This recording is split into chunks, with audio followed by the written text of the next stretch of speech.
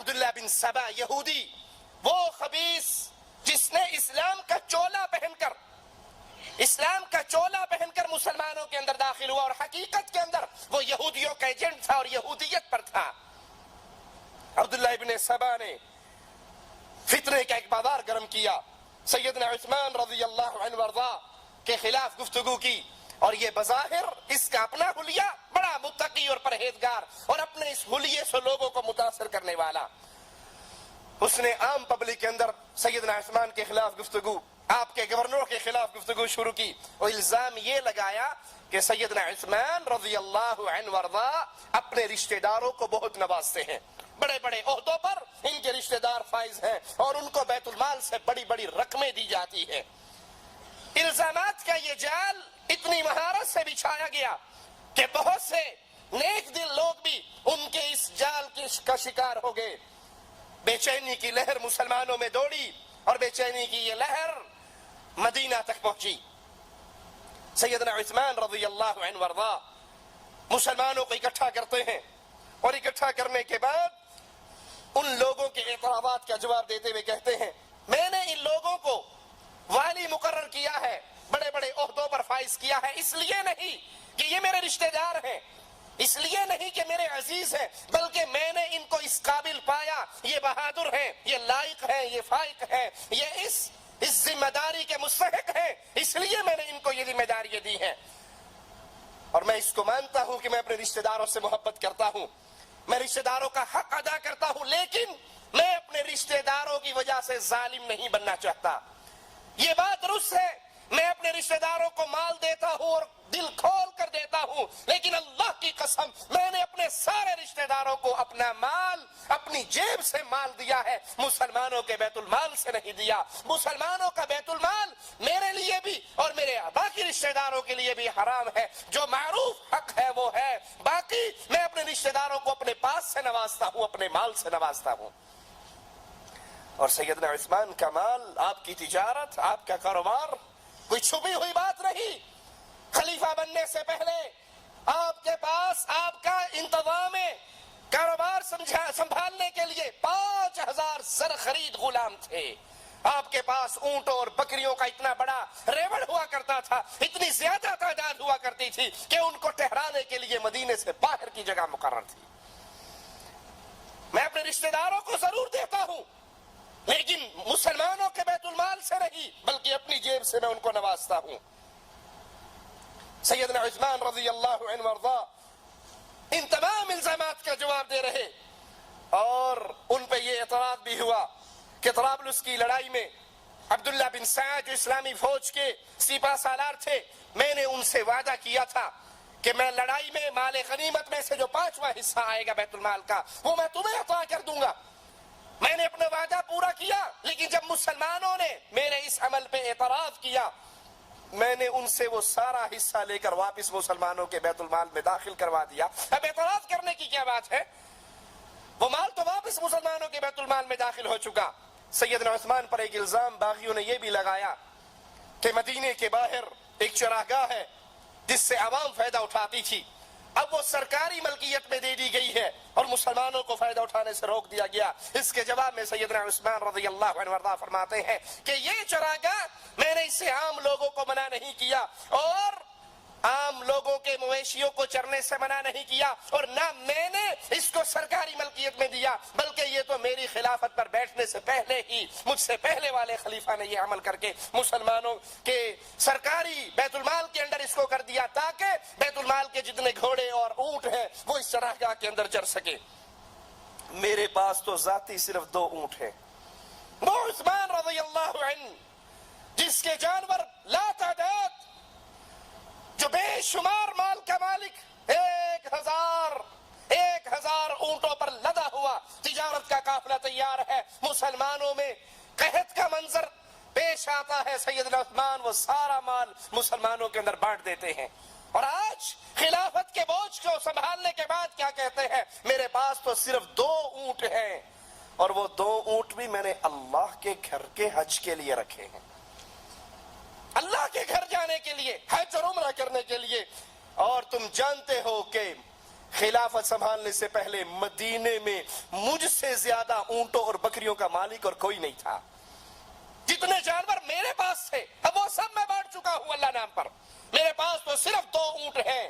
یعنی یہ چراگاہ اگر اس سے تم یہ سمجھتے ہو میں نے عوام کو روک کر اپنے لیے خاص کی ہے تو میرے پاس تو جانور ہی نہیں ہے. 2 اونٹ ہیں صرف جو میں نے اللہ کے گھر کے حج کے لیے رکھ رکھے ہیں. باقی تو میں سب کچھ بانٹ چکا ہوں. مگر فتنہ کرنے والوں کو ان جوابات سے کوئی سروکار نہ تھا.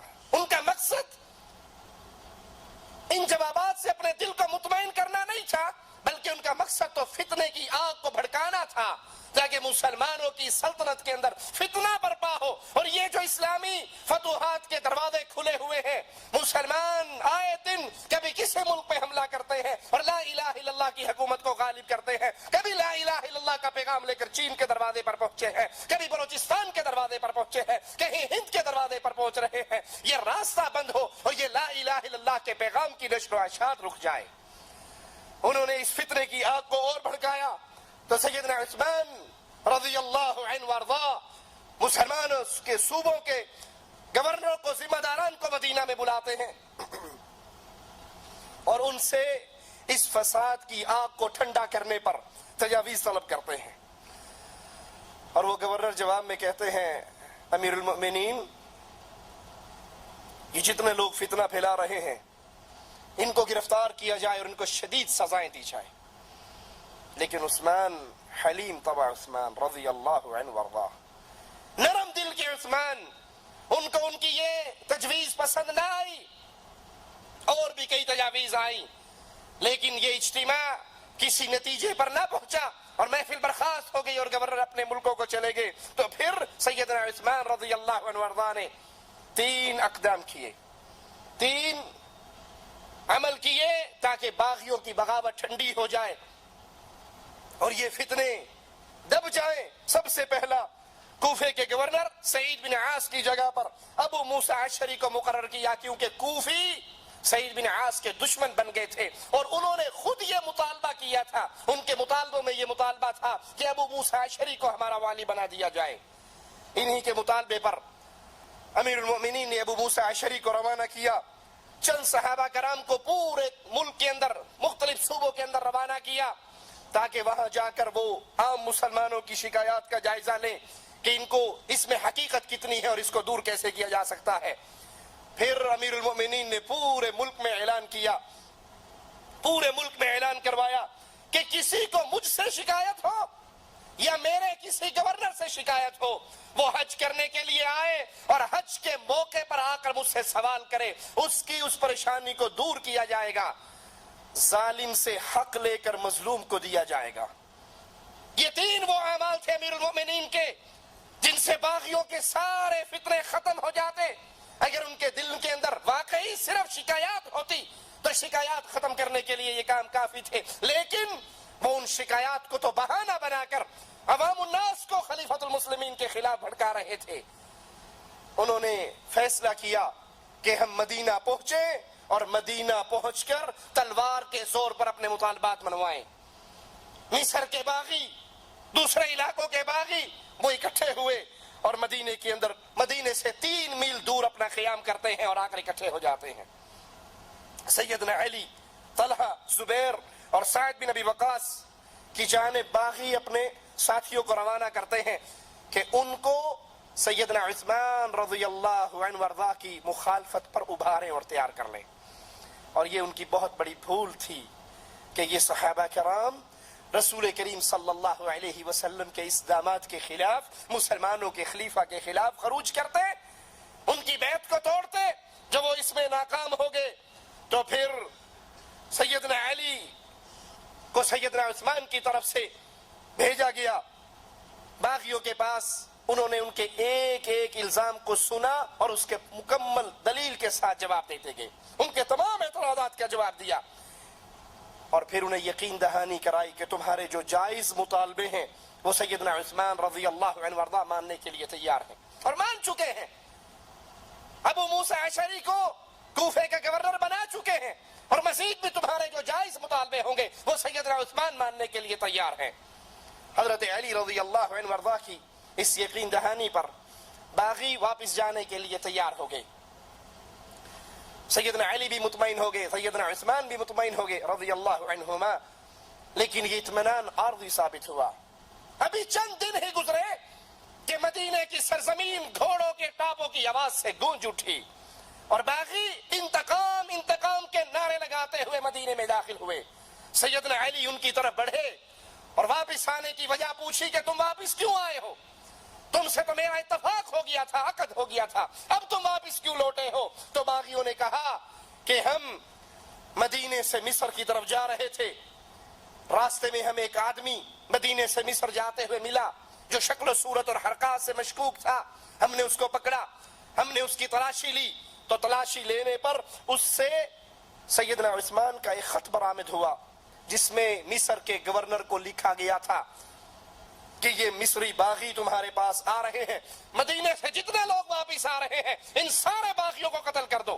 سیدنا علی رضی اللہ عنہ وارضا فوراً سیدنا عثمان کے پاس پہنچتے ہیں اور کہتے ہیں عثمان, باغی یہ بات دہراتے ہیں.